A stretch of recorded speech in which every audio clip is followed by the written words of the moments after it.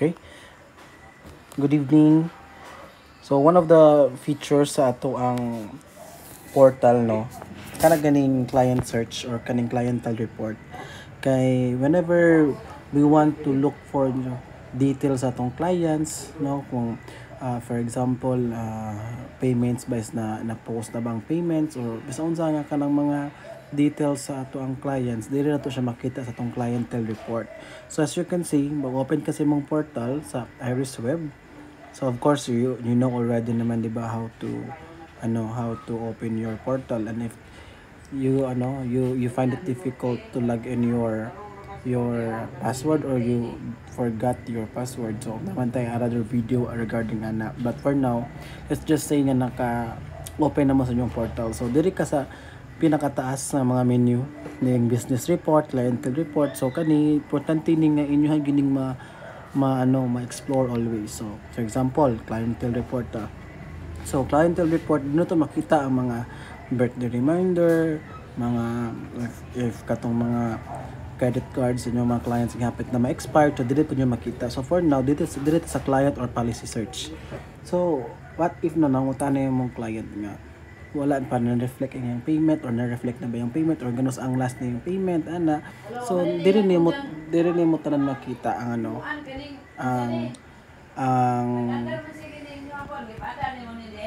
sa printer ako karon lang.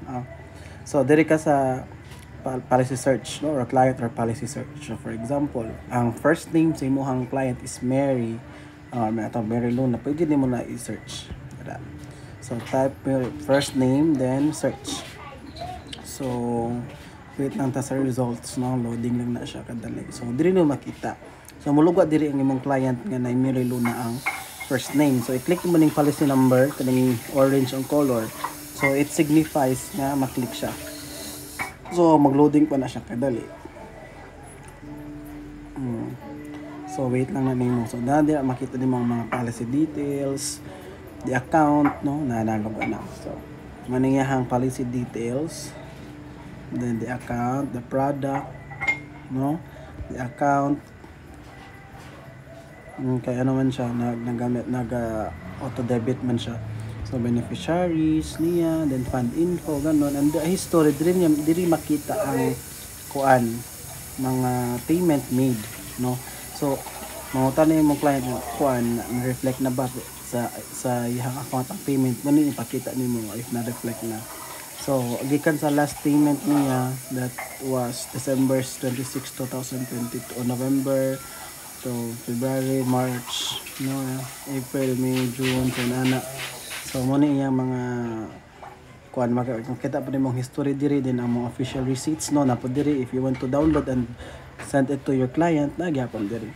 So download nimo na, for example this one. October 3, 2023 download. So just wait for the results to come out. So the password, kay ang password na usually is the password ani isang birthday sa imong client. So di man ako mabalik na. Policy. So I forgot the birthday, pero usually ang password ani isang birthday sa imong client nga ang format is ang DD, then big letter M, MM, then YYY. So mo siyang password. So mo ni diri makita nimo tanan, okay? So the history, ang kaning history mo ni ang mga payments nga na-post na. So others, no, na basta mo ning clientele report. So birthday pod na pod diri or premium received din ana. So gusto ka makita kung sa mga premiums ang nadawat, so click ra pod nimo ni. And then the policy anniversary, kung kisa to mag 1 year na for your policy sa inyong mga clients, nasa nana tanan diri. Okay, then birthday reminder. So for October 23 mo na ako'y duha ka clients na mag-birthday.